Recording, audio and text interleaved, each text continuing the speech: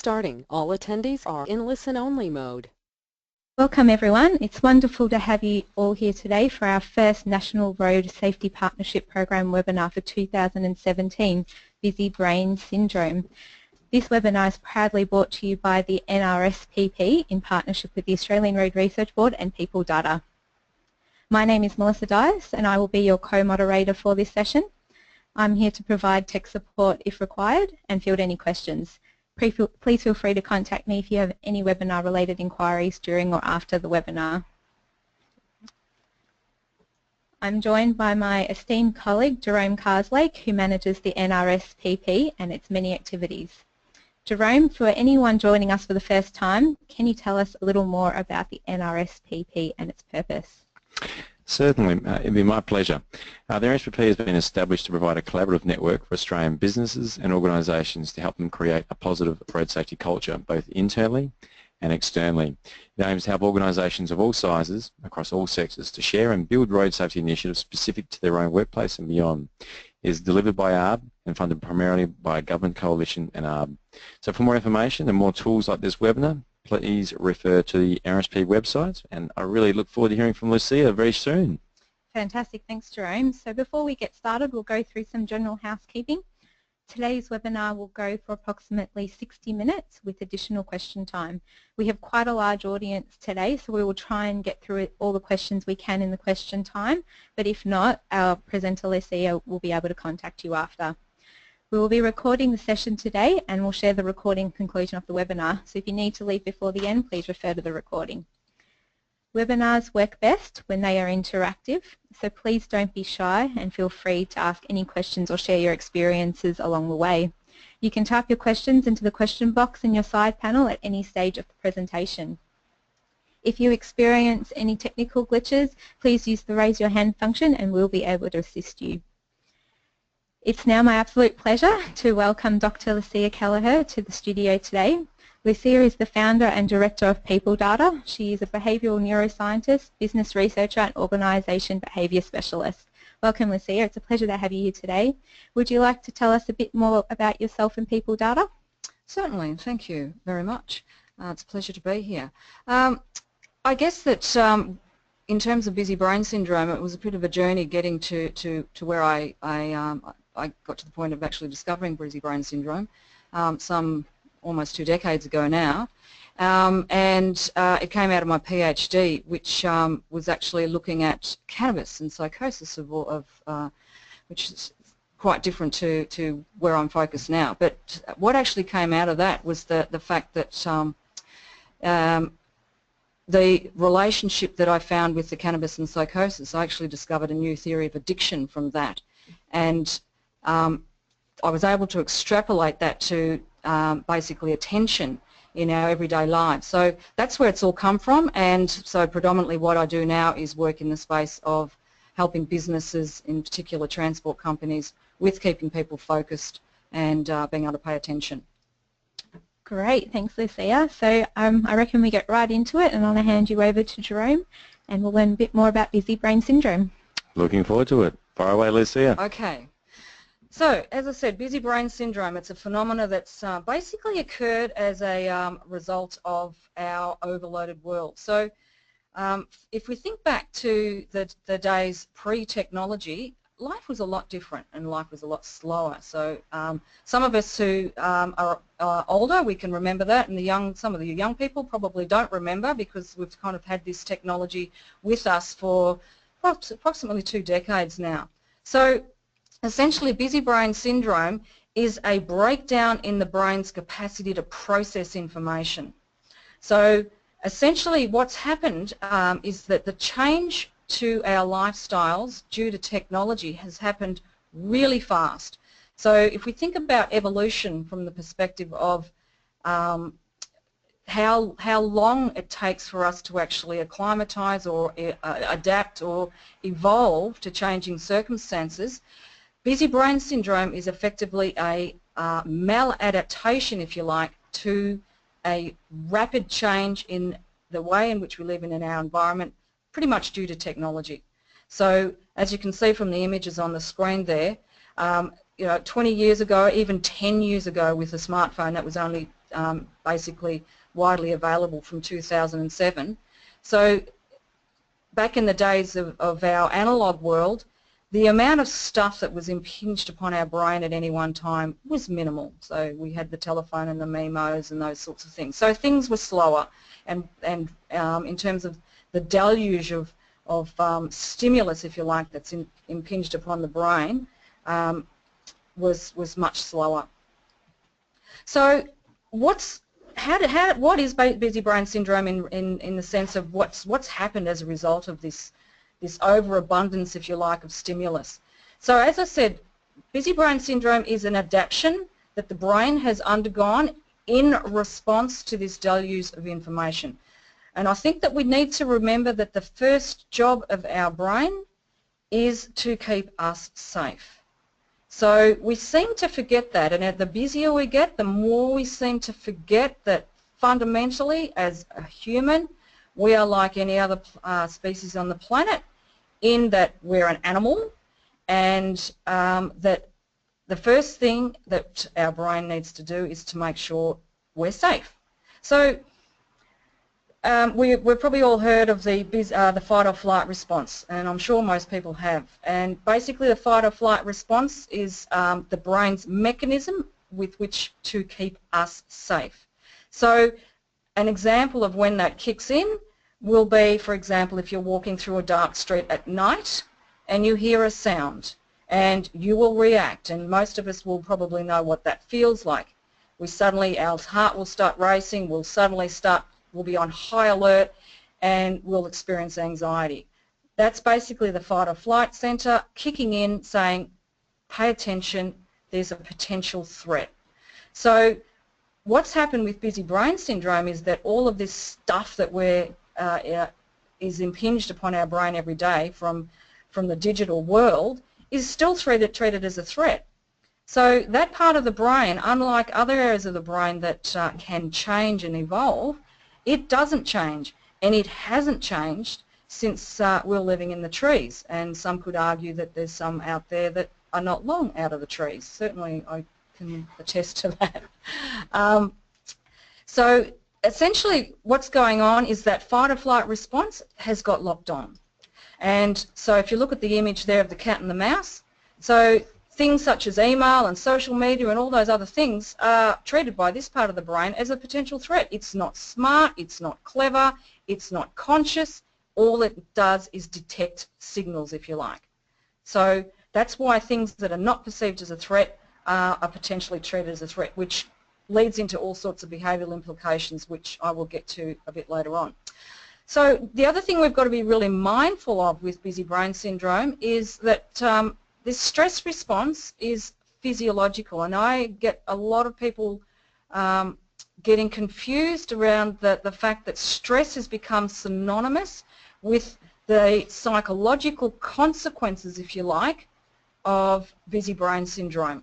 So we all know about overload and harm, distraction and job stress and all of those things that basically are the way in which busy brain syndrome manifests. So that's like the psychological consequences which are downstream, if you like, of the of busy brain syndrome root cause, which is in the physiological stress response in the unconscious part of the brain.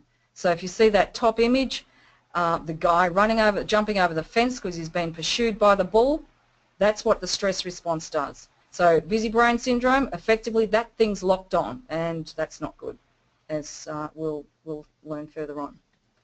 So what does busy brain syndrome do? The most chronic and critical thing it does is it absolutely decimates our capacity to pay attention. So the thing is with the human brain, there's essentially three levels of the brain, and there's the conscious area, which is our rational brain, which is what we know about consciously.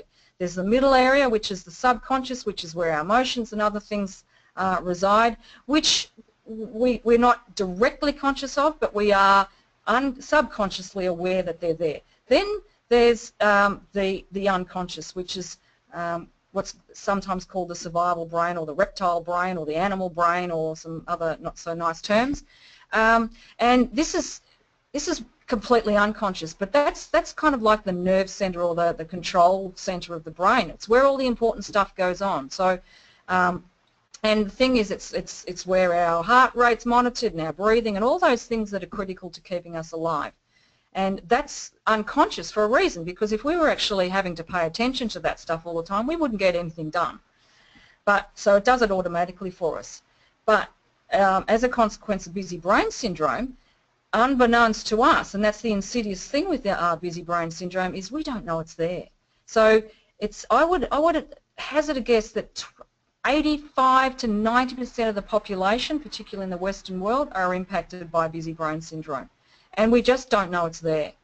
And so what happens is when there's too much stimulus, as you can see from the image, the only way to get stuff into your brain is via your senses. That's categorically the only way you can get stuff in there.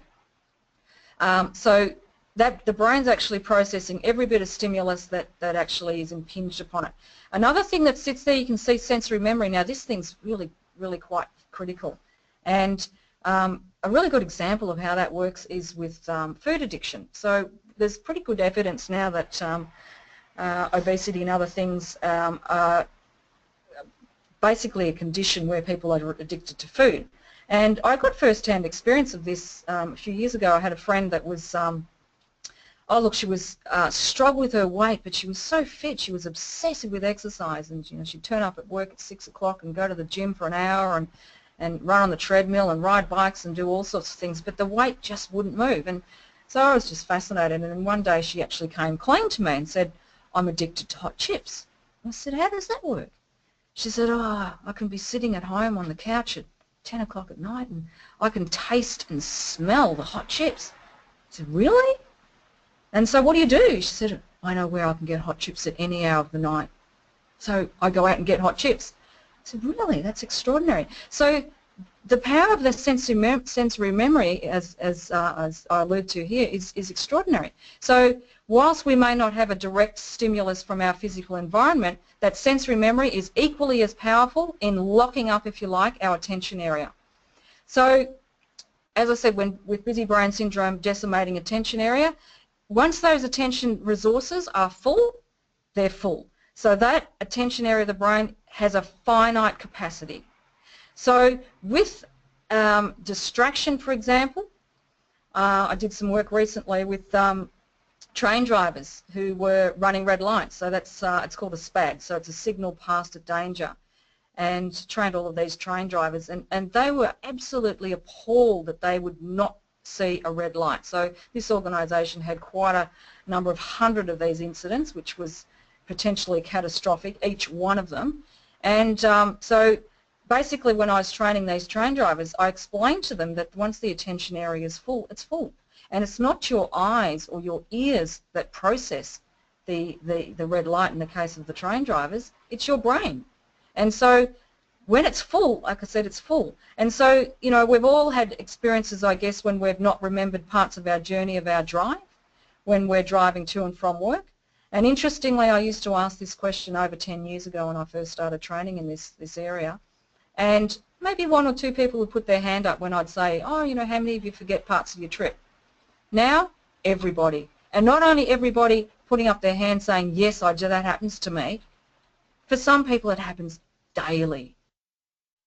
And the fact is that when, like I said, the attention area is full, so with driving, for example, if you're on an automatic, on a route that you travel consistently, autopilot, which we'll get into a little later as well.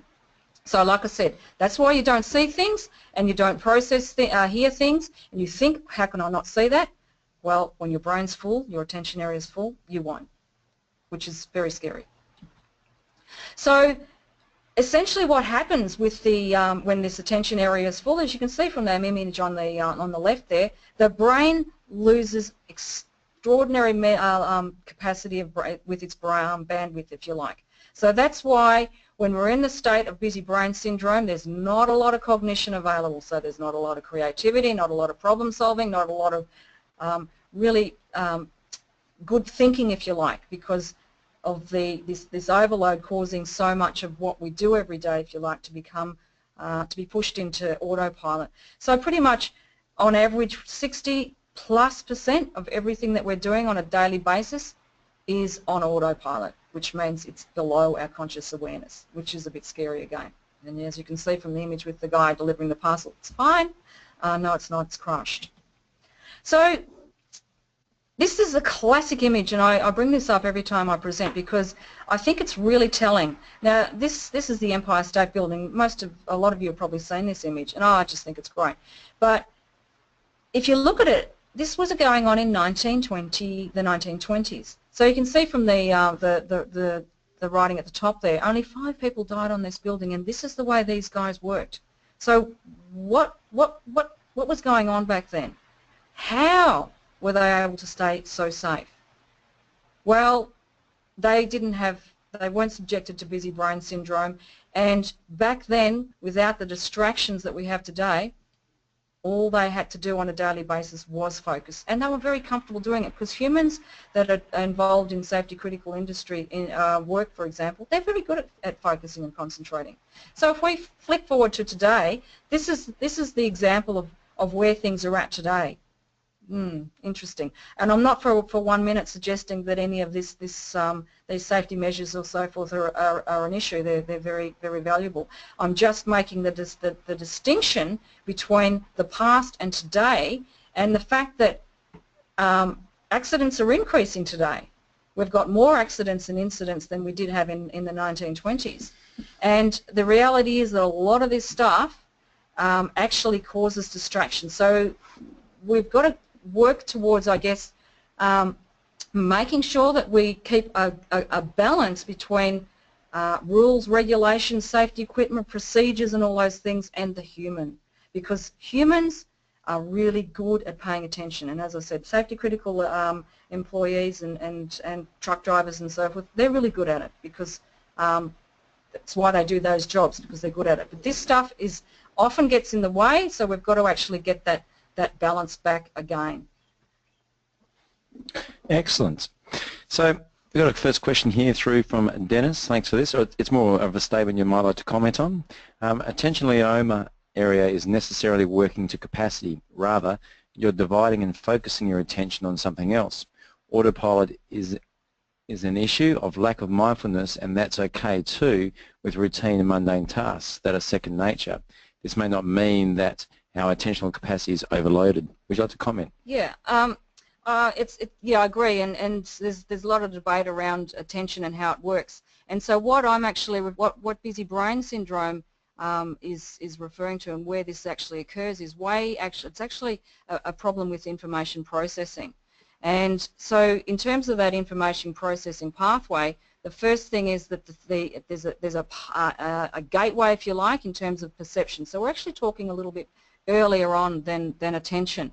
And so as a result of the fact that the information processing pathway gets blocked up, then it shifts into attention. And literally, when the attention, as I was explaining, when the attention area is full to capacity, it doesn't matter, you know, if you've got capacity to divide your attention or select your attention or what have you. When it's full, it's full. So that's the problem. The problem is that there's a finite capacity in that area of the brain to be actually able to deal with stuff. And that the problem is that when it's full, and it's not going to process. It's just not going to the signal's not going to get through. Is there a difference between males and females? And the reason I ask, for all of the other males out there, you might have been told as you're sitting in front of the TV watching it, why couldn't you hear the kids? Why didn't you see what's going on? And you're purely focused on, I don't know, a wonderful TV show. Yeah, it's interesting that you should say that, and it's a question I get asked all the time, particularly when I'm presenting. That men ordinarily ask the question, why is it that the women can do things and they're perceived to be able to multitask? Well, the reality is nobody can multitask. So, you know, if you're not giving 100% attention to a cognitive task, you're actually, if you're trying to do 2 things, that means you're giving 50% of attention at best to each. And but the thing is with females, and it comes back to the fact that women are mothers, and they've got a very heightened ability, if you like, to be able to multitask, if you like, in that autopilot area, because they can actually be paying attention to kids. And it's purely a thing that, as I said, that females have, and I believe it's an evolutionary thing for our survival, so that they can actually, they know they can actually be paying attention to what kids are doing, and men don't have that. But that's as far as it goes in terms of their ability to multitask. Got a great question here from Adam. I like this one. Can you train your brain to have a bigger capacity for attention, like muscle building? And just to draw on that, Luke Sampson around the designing your brain. Yep, that's good question. Now, when I actually train people in how to overcome busy brain syndrome, I actually refer to it as a like similar to the muscle. The muscles have memory, and it's not about retraining your brain from a neuroplastic perspective, and so with the brain gym and all those other things and being able to create new pathways and so forth in the higher area of the brain. It's different to that. It's actually about adapting your brain. So it's about adapting your behaviours, and it's a very similar process, but it requires a really robust, rigorous behaviour change regime, and with a lot of rigour around it, which I'll touch on briefly a little bit later. But yes, it's and the way that you actually do overcome busy brain syndrome is exactly by retraining it to be able to revert back to being able to process information, which is basic. I'll get to again in a minute. But yeah, it's possible. And that multitasking comment you made, I guess that's one of the reasons why, for example, learning to drive a car is so difficult. Yes, yes. In the early stages, it's incredibly difficult because you're having to cognitively apply attention, if you like, to every task. Once you actually get it, it slips back into autopilot. Question here from David.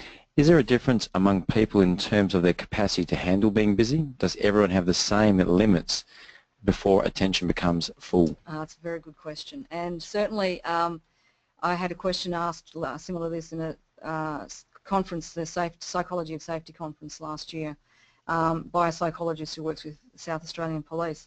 And she said, tell me, do narcissists have busy brain syndrome? And I said, no, they don't.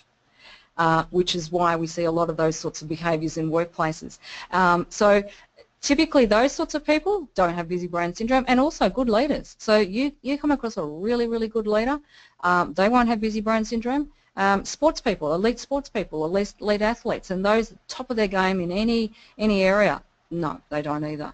And what's peculiar to them?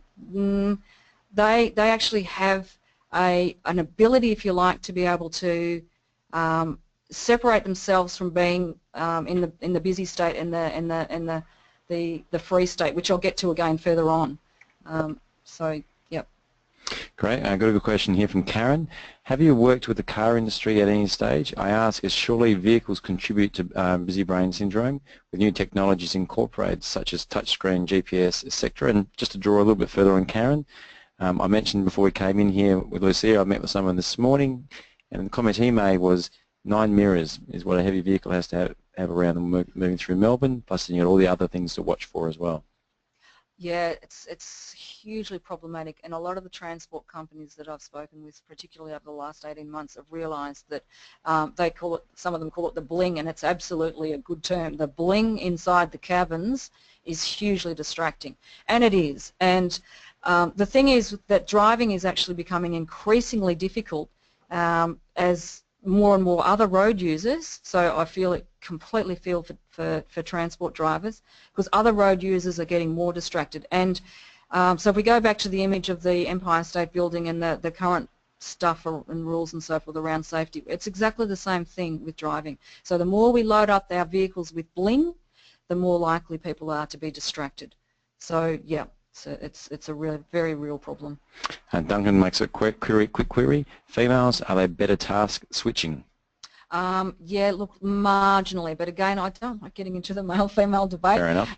But marginally, just purely because of the fact that they're more attuned to their emotions, so they can actually flick quicker. Because in terms of the pathway, it's sort of unconscious brain, middle brain, which is the emotional area, and then the conscious brain. Blokes, and look, I'm not in any way being disparaging towards you males, I love blokes. Yeah, it's just a little trickier for you. So. No, we're different. Yeah. And another one here from Adam before we move on. So control stimuli rather than increase capacity? So interesting. Look, I think that at the end of the day, there's a really sort of easy pathway to overcome busy brain syndrome, which actually needs, it's around acknowledging our humanness, which I'll get to at the end. So it's almost like when we actually can step back and realize that we have incredible capabilities as our in our humanness, which we've lost, which I'll get to in a minute about how we've lost that. So we've basically got to get it back. One more, which I think you'll be drawing on in the tick. Busy brain syndromes from Dennis appears to be defined as those who have poor attentional capacity. And he also says you can certainly train your attention. Yeah, you can, and it's not so much poor attention capacity. It's actually a poor ability to actually be able to step outside of yourself and to go into the observer mode. Someone mentioned mindfulness before, and you know, mindfulness is very popular and it's been run in organisations and workplaces and exercise and all those sorts of things. All those sorts of things, which I'll get to in a minute, they actually cause you to step outside of yourself from the perspective of actually being able to be an observer, which, as I said, I'll get to a little further on. But yeah. Well, I think we should probably move on. So that's fantastic. Thanks for all these questions pouring in. Look forward to the next pause. Okay, thank you. All right, so now in terms of being addicted to distraction, we've probably all heard of the term FOMO, so fear of missing out, and also nomophobia, the fact that we are addicted to our phones. So nomophobia is a recognised phenomena. So I just wanted to sort of go into a bit of detail about what this addiction is. So essentially, as I said, from my PhD, I uncovered a new theory of addiction, which, and I won't go into the neuroscience, but essentially there's a system in the brain that mimics cannabis, and which is how I actually uncovered all of this. And that system was only discovered in the mid-90s, and so it's the endocannabinoid system, if you like, which is similar to the opiates. So we all know we have endorphins in our brain, which mimic the opiates. And the reality is, if we're going to get hooked on any drugs, then there needs to be some sort of mechanism in our own brain for us to actually enjoy the drug, which is why humans get addicted to opiates and people enjoy using cannabis, because there's got to be some sort of mechanism in our own brain that assists with that addiction, if you like. So what's these endocannabinoids for? And there's been an awful lot of research in the past, probably 5 years in particular, around what that system does, because when it was first discovered, it was like, we don't know what this is, unlike a whole lot of stuff inside the brain. But what happened, what this system does is it's actually basically controls, has a role in controlling attention.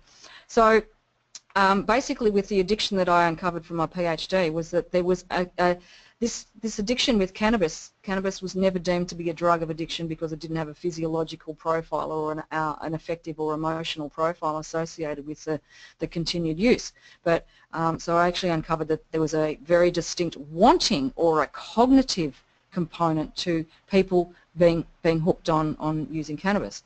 And for those people with schizophrenia, for example, 60 to 80% of them are addicted to cannabis. And basically what cannabis does in that population is it actually speeds up their processing to speed to normal, because people who go on to develop schizophrenia have got a deficit in their information processing. So I won't go into detail, but this is just to let you know how this all came about.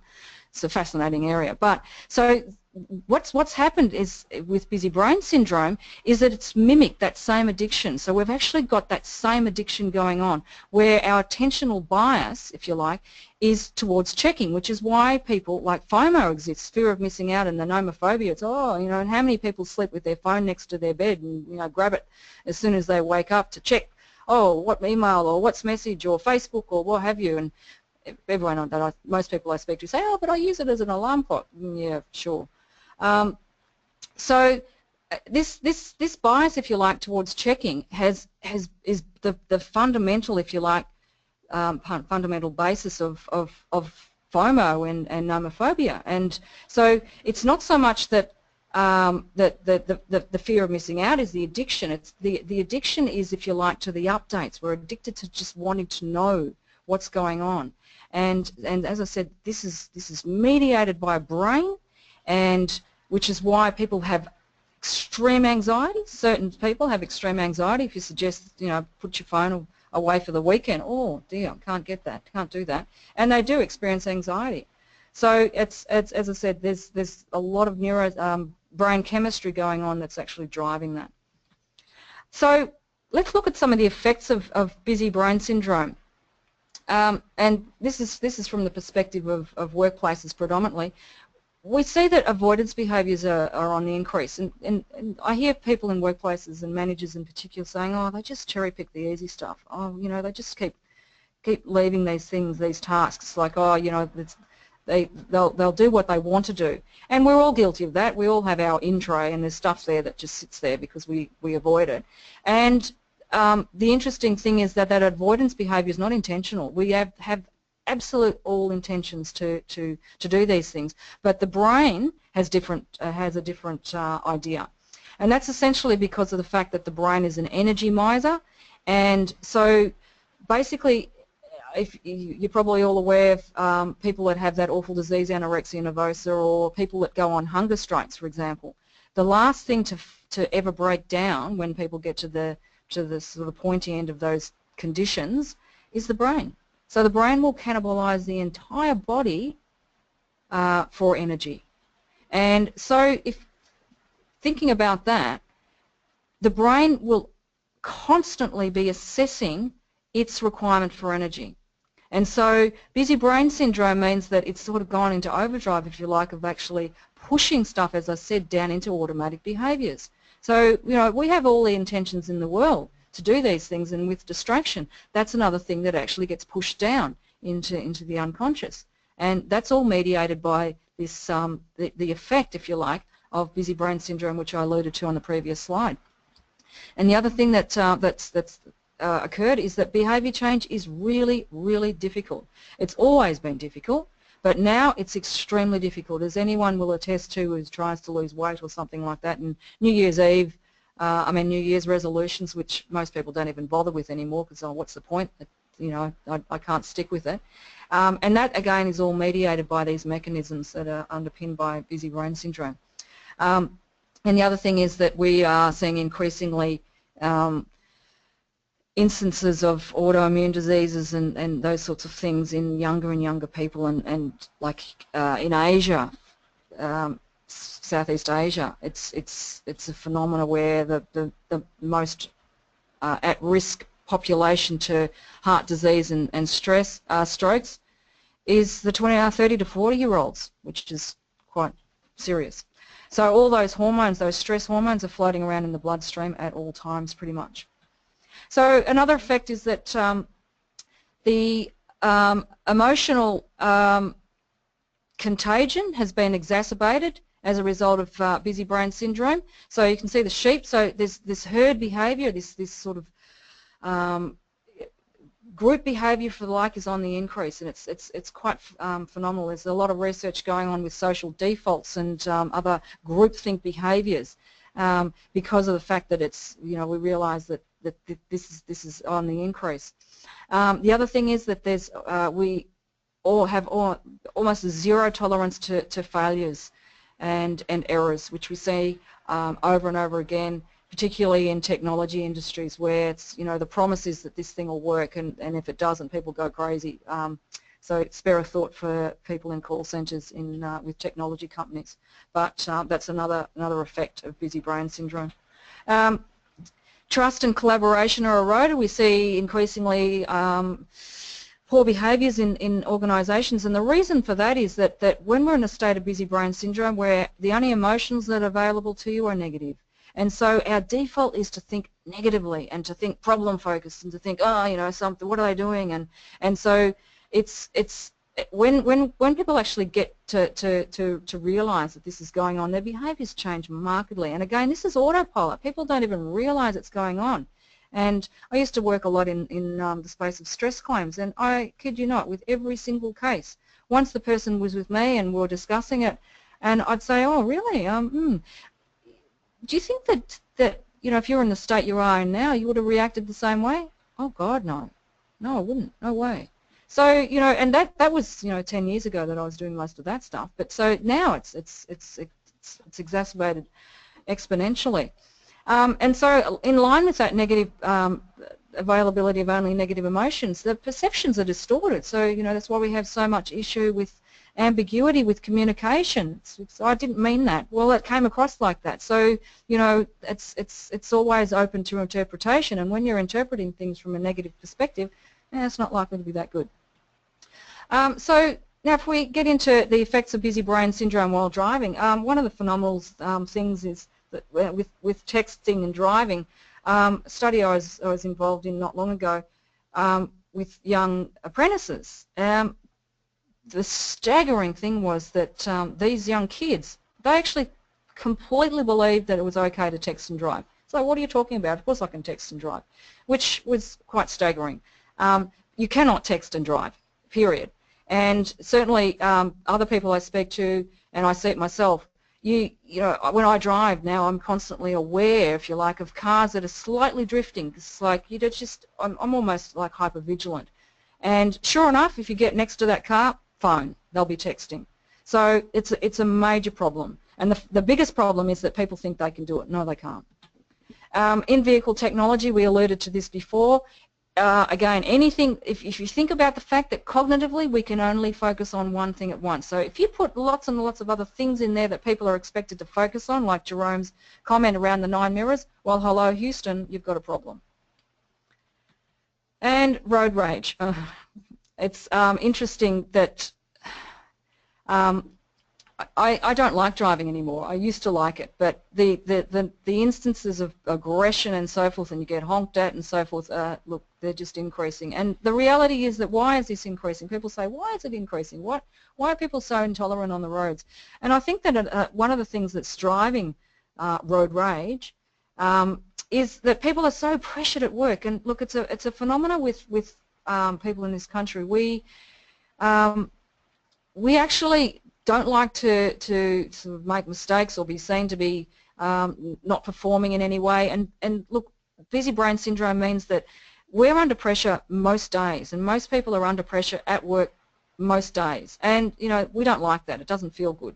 So get in the car, you're on your own, and we pretty much let loose. And it's, as I said, it's a phenomenon that's on the increase. As pressure increases, we're unfortunately probably going to see more of this this road rage. Okay. Cool, great. First thing we'll ask, Adam asked a question here. What does DHEA do? It's a hormone that actually calms you down. So essentially, there's a very fine balance of hormones in the body which are regulated by neurotransmitters in the brain. And so when the stress response is locked on, so when busy brain syndrome locks on the stress response, as I said, the brain's very, very clever at being able to modify itself. So what's actually happened as a result of busy brain syndrome is that it's actually said, gee, all those other responses around, if the stress response is on elevated heart rate and blood pressure and higher breathing rate and so forth, it said, oh, gee, if we keep that up, people are not going to last for long. So it's actually pushed that down, but it's in terms of the hormones that are underlying, so the cortisol released and those other those relaxation hormones being depleted. So cortisol is is the opposite, if you like, DHEA, and so that balance, which is when it's nicely balanced, it's at equilibrium. It's not at equilibrium. So basically, that's because of the fact that cortisol's in overabundant supply. I hope that answers your question, Adam. I've got a good one here from Luke. Being busy obviously presents challenges for us being effective at tasks. What are your thoughts on how we seem to consider busyness as a status symbol? It seems to me you can't go a working day without someone telling you, how busy am I? Oh, that's a great question, and that's what I was alluding to with the road rage, because I've actually been writing a book for a while, don't get me started, but one of the titles that we were thinking about with the book was Busy is Bullshit. So excuse the language out there, but that's basically what it is, because it is, and it's because of the fact that, as I said, we all want to achieve and we all want to be seen to be productive and recognised for our productivity and all that sort of stuff, and the more busy brain syndrome kicks in, the more insecure we get. So it's like, oh yeah, I'm busy, because, you know, what are you going to say? I'm not busy? So, you know, it's almost like we're on autopilot with that as well, and it's hugely problematic because we're not honest. No one's honest because we all know, and so we're all looking over the hedge going, oh gee, they seem to be in more control than me, and oh, how do they do it? But I'll just, you know, pretend that I'm doing okay. Oh yeah, I'm busy, and all the rest of it. So we've got this huge overlay, if you like, of lack of transparent and open behaviours that are a result of busy brain syndrome, which, you know, are very difficult to break down. Got a question here from Dennis. What tools or criteria do you use to measure the busy brain syndrome? And the statement around our ability to focus and pay attention has reduced 3- to 4-fold in the last 10 years. How did you derive at that data? Interesting questions. In terms of the capacity to measure it, interestingly, with the Fitbits and other wearable technology, there was a big interest a few years ago, and it seems to have waned now, where there was wearables that were actually able to detect your stress response, basically your heart rate variability. So there was one called Olive and another one called Tinky and a few other ones that were alluding to the fact that they could test effectively busy brain syndrome. And a lot of them have actually gone off the market, and there's a lot of work that came out of Stanford and MIT in the US, basically saying you can't measure this stuff without, in the absence of a very, very robust capacity to detect the signal. Detecting signals from the human body is really difficult. So a lot of these wearables that are saying, oh yes, we can test this and test that, and yeah, okay, because it's difficult to actually measure from the physical, from the body, those sorts of things. And so the other question, well, in terms of the attention, that's actually come about from the research that I've alluded to around endocannabinoids, so the avoidance behaviour. So again, there's a lot of stuff coming out of the US and some stuff coming out of the UK around the fact that, yeah, our capacity to actually deal with stuff and to be effective has eroded. I think we might try looking into doing a quick fact to help you with that one, Dennis. Kelly's got a good question here. How do you fix the problems of youngies thinking they can text and drive? Yeah, good question again. And I think that with respect to the youngs, these kids grew up with technology, so you know they don't know anything else. So it's almost like they seem to be able to get away with it. They've grown up with at school being able to listen to music and text and do all sorts of stuff while they do their homework, and even in class, like I've got a 19-year-old, and she's, you know, what she can do with the phone and so forth, and still effectively get reasonable grades. But the thing is, if they actually try to focus, if they get under pressure, they realise pretty quickly that they can't multitask. They can't actually do these things. So there's, in terms of the definitive answer, look, I don't know the definitive answer, but the fact is that there will be a point that they get to where they realise that, hey, I can't do this. So yeah, throw that out to the clever people to come up with something, but that they've got to get to the point where there's enough pressure. And unfortunately, a lot of them you know, have an accident. And then, you know, if something's happened to these kids, they get it and they never go back to those behaviours. So, yeah, it's a problem. And one here from Karen. You've talked about texting while driving, but what about hands-free and Bluetooth phone usage while driving? Does this information provide evidence to support a change in legislation with regards to hands-free mobile phone use whilst driving? It's an interesting issue. Because of the fact that it's hand-free, you're not engaged while with the phone physical in your hand. So with the texting, you've got the thing physical in your hand. So there's a lot of sensors that have been engaged while you've got the thing physical in your hand. The thing is with the hands-free technology, look, I personally, I rarely speak on the phone in the car because of the fact that I know I have to concentrate. So look, I think that some people are better at being able to deal with this than others, but anything that's going to take some cognitive load, if you like, whilst in the car is going to have an effect. And it's, so just go back to the principle, okay, driving a car, you need to concentrate. So any other extraneous variable that comes in that's taking some cognitive load, you pretty much got to halve it. So I think that should be a litmus test. Self-regulation. Self-regulation. And last one here before we move on, from Chris, is there research on how busy brain syndrome affects family life? Keen to know. Very good question.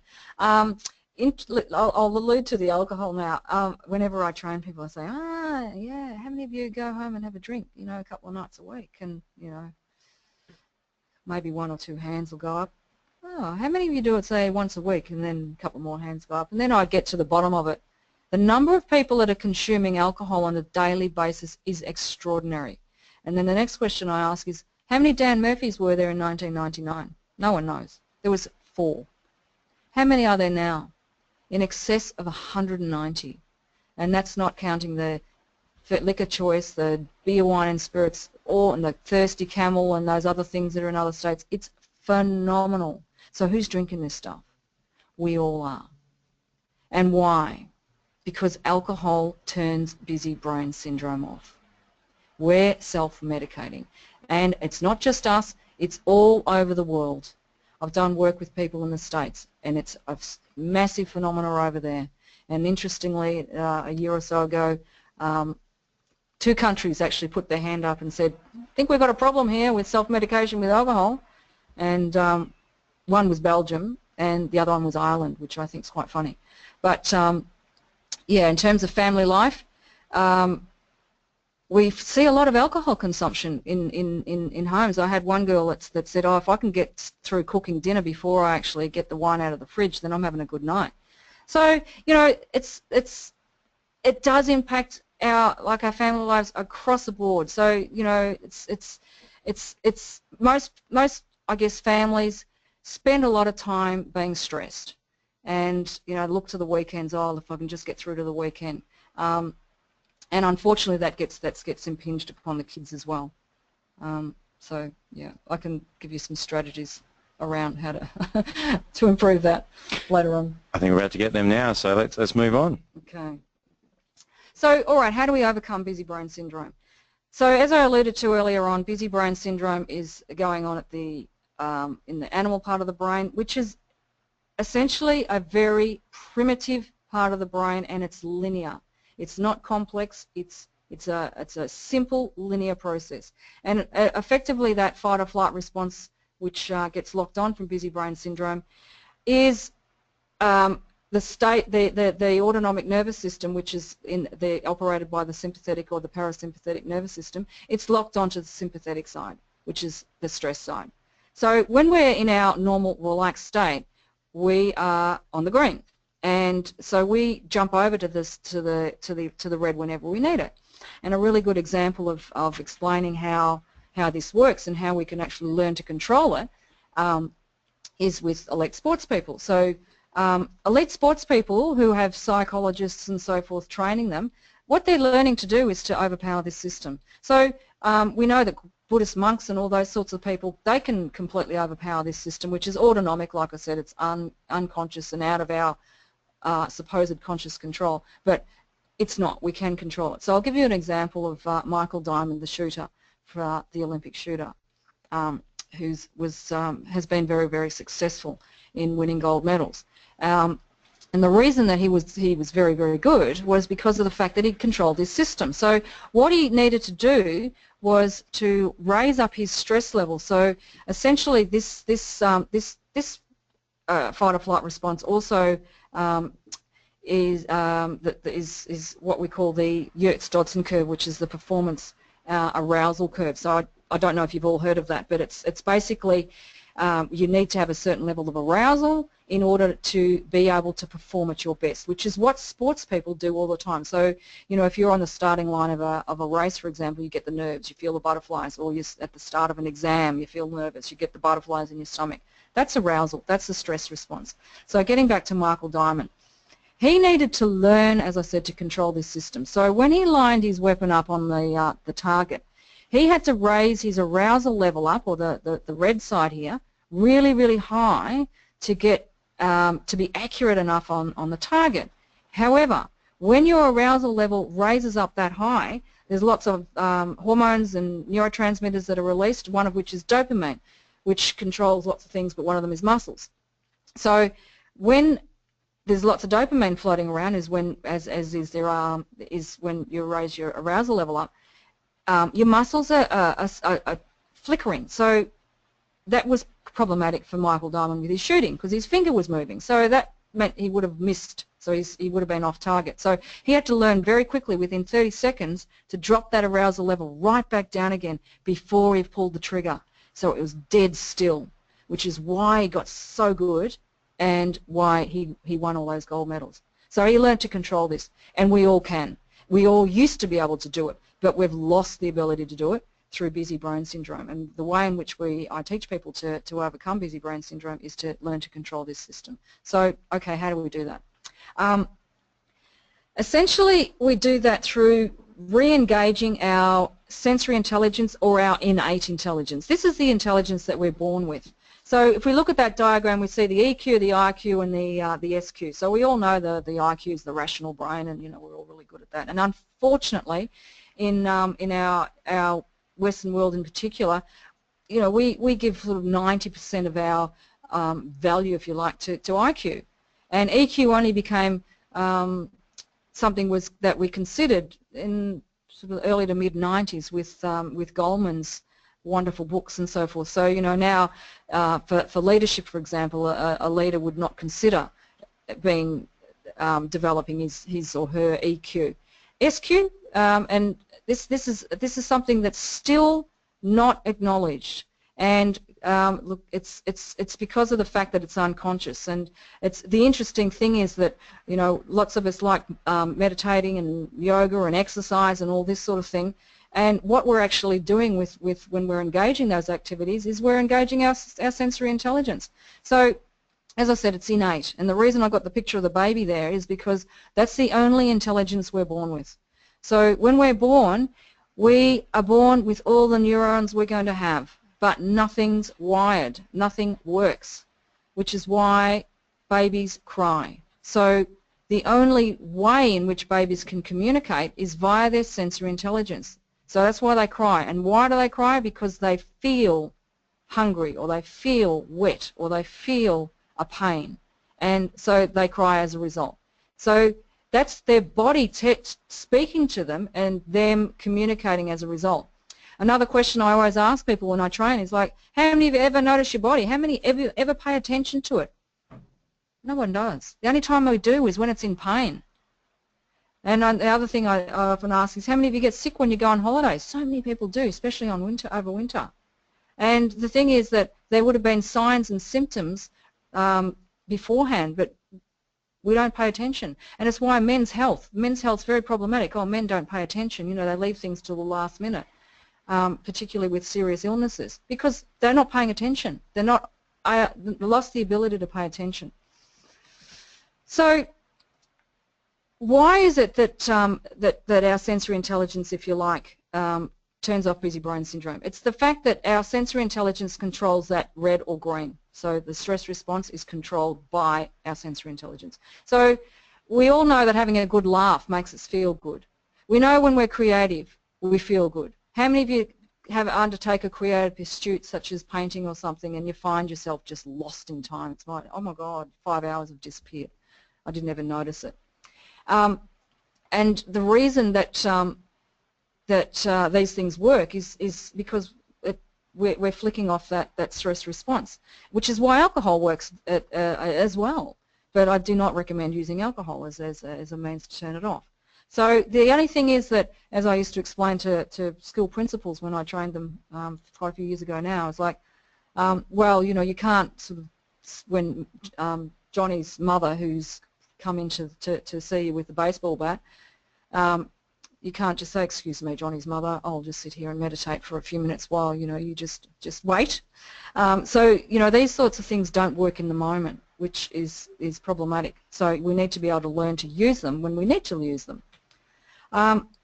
So which gets me to the point to around breaking habits and behaviour change. So with being able to overcome busy brain syndrome, the first thing we need to do is to increase our capacity to be aware. So we all know with mindfulness and all these other things, and it's around being able to be more aware. And with leadership, for example, today, one of the most important attributes with leaders is their capacity to be aware. And interestingly, as I alluded to before, around leaders that are very, very good, and we all know these people, why are they really good? They've got really, really high developed self-awareness and awareness to be able to pay attention to others. And so with the awareness, as I said, it's so critical, because when you're actually aware, you're in a state, in that relaxed state. So we all have moments of this, and any of you that exercise a lot, and you'll know how good it feels after you've exercised, and you've actually got a capacity to be a little bit aware of yourself. And but unfortunately, being able to notice and pay attention and be aware is really difficult to learn. And it's actually something that you need to practice on a daily basis. So one of our earlier questions around how mindfulness and so forth, how we can actually make this stuff work. It's hard, and I'm the first one to admit that it's hard.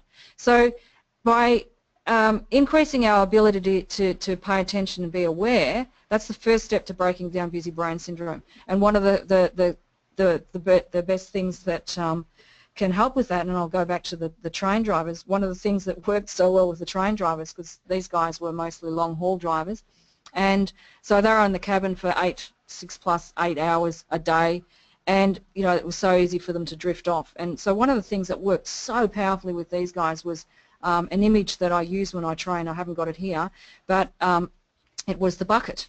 And the bucket had this nice big pile of brown stuff coming out with, and the train drivers like that. But basically it was, what's in your bucket?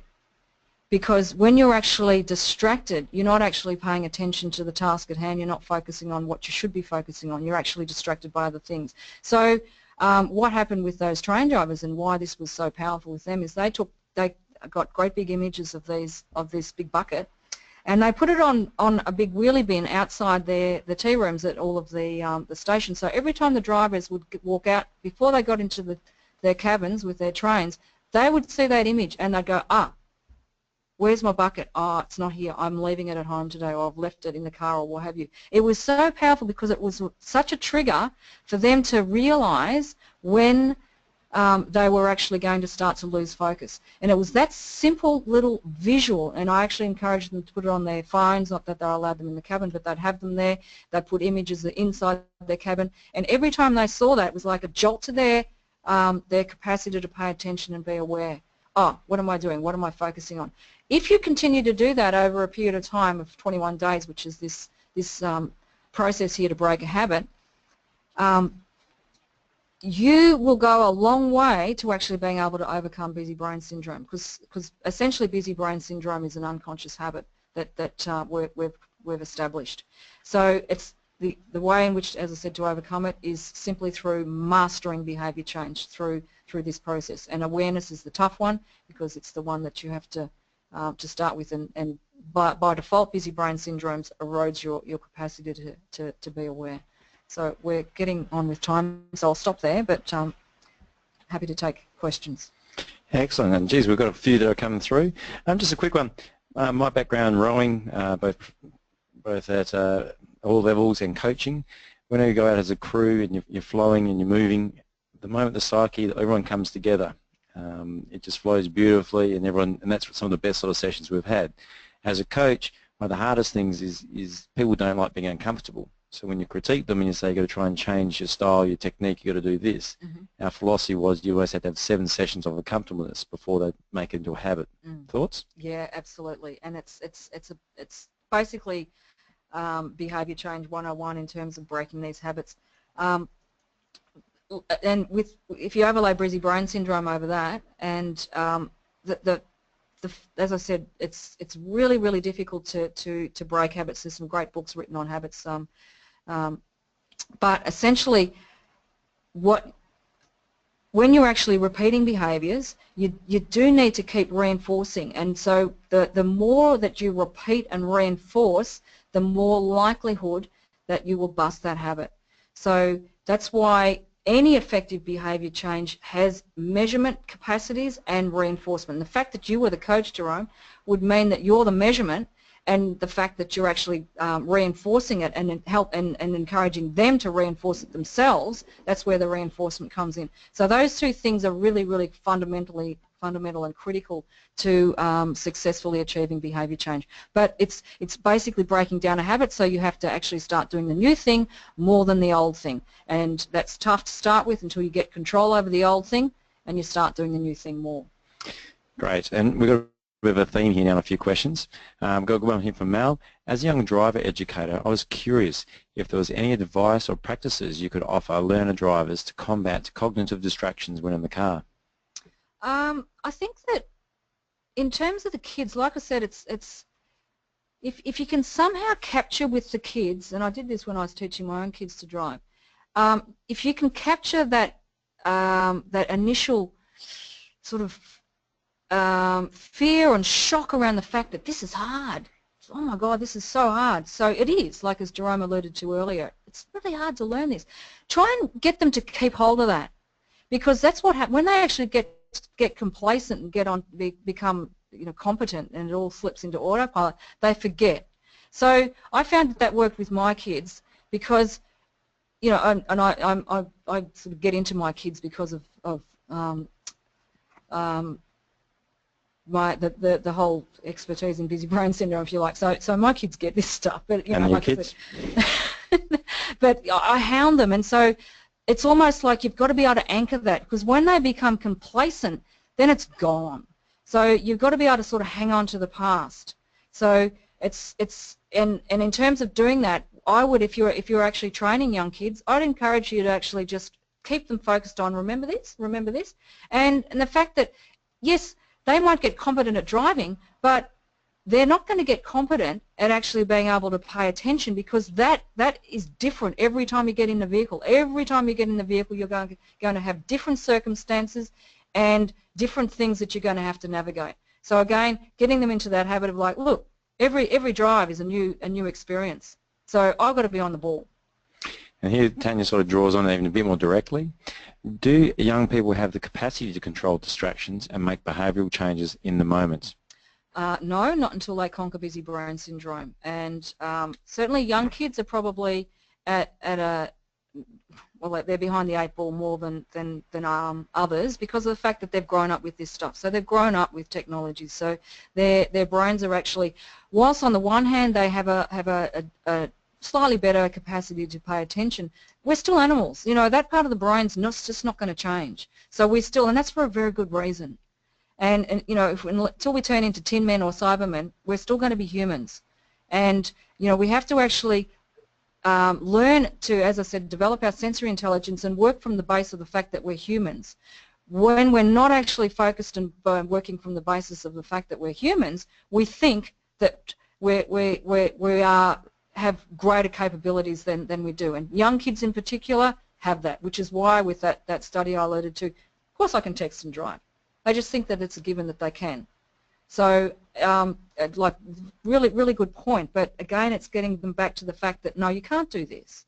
And I guess the other thing with kids is that there's some good work by Simon Sinek around young kids, and there's a good video that he alludes to with kids, and he's got some really good points in there around the fact that these kids have also not been through the school of hard knocks, and unfortunately unfortunately or fortunately, the school of hard knocks is a really good teacher.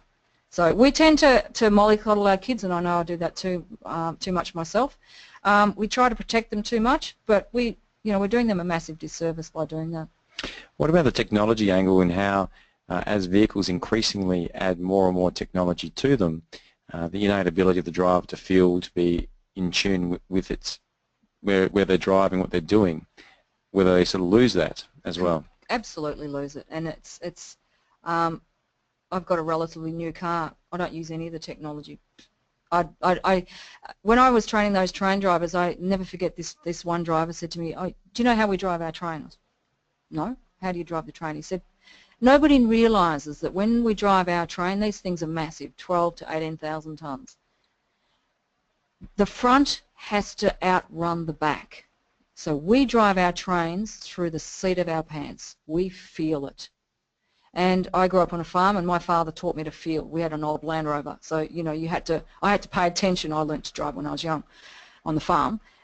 So he taught me always to be paying attention to the vehicles through what I could feel. But we've lost that. So and so with my kids, I've taught them to feel the car. Pay attention to your car, feel it, listen to the engine. So you know, and we don't get taught that anymore. So we just ignore it. We expect the bling and the other things to actually tell us. Whereas you know we're actually doing ourselves a disservice to learn to develop these innate capacities that we have that we're really good at. And we'll make this our last question. I do apologise to those we did not unfortunately get a chance to answer, but we have run a little bit over time. We are mindful that a lot of people have other things to do. Would it be fair to say that young people's attention is directed at the wrong stimuli as opposed to being able to focus on what's really important? From Duncan.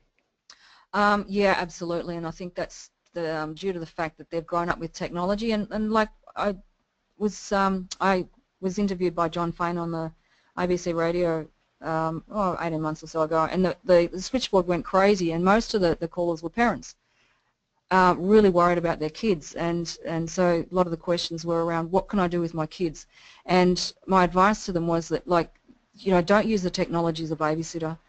You've got to be really rigorous with your rules around technology, and get them out. So the thing is that kids are not learning these fundamental things, such as, you know, going out and interacting with nature and interacting with the ground and trees and these sorts of things. They are so fundamental to our capacity to be a decent, reasonable human being and able to problem solve and all the rest of it. They're just simply not getting those opportunities. So I'd strongly encourage you at all opportunities to sort of get your kids out there and to do things and to explore and to throw, you know, play with sticks and what have you, because they're learning tactile skills, they're learning all sorts of things by doing that. My daughter loves earthworms, so on that point I'm going to say thank you very much, Lucia, and I do apologise once again to those questions we've missed out, but time has run out, so thank you. Thank you, Melissa. Great, thanks Jerome and Lucia, and thank you to everyone for your attendance and participation today. We've had such an engaged audience and lots of questions rolling through, so as Jerome said, we'll try and get to all those questions on conclusion of the webinar. We'd love to hear your feedback on this webinar and your thoughts on the webinar topics we can bring to you, so please complete the short survey that will launch on conclusion of this webinar. I'd also like to remind you that the webinar has been recorded, so please refer to this if you'd and get some further questions from that if you would like. Special thank you to Lucia for taking the time to put together and deliver this presentation. I think we can all definitely relate to busy brain syndrome in some degree or another, and it's great that you're bringing awareness to such a, I don't know, prominent, relatable society today, I guess. So Lucia, is there any key message you would like to leave your audience with? Yes, I think that a really key, easy thing that you can all do is to develop your awareness and to use, you know, things like your mobile phone. If you want to just pick a habit, I'd encourage you all to pick a habit that you want to change. And so, for example, if you don't want to eat a donut when you go and get your coffee at lunch at morning tea, for example, put an image of that donut with the red circle and the cross through it, and have that as your last thing that you look at before you go into the coffee shop. Yeah, chances are you do that every day. You know, within break a habit. You'll break the habit. Yeah. Yeah. Oh, good one. Thank you. Once again, thank you everyone for your participation, and we'll hope you join us with future webinars. Thank you.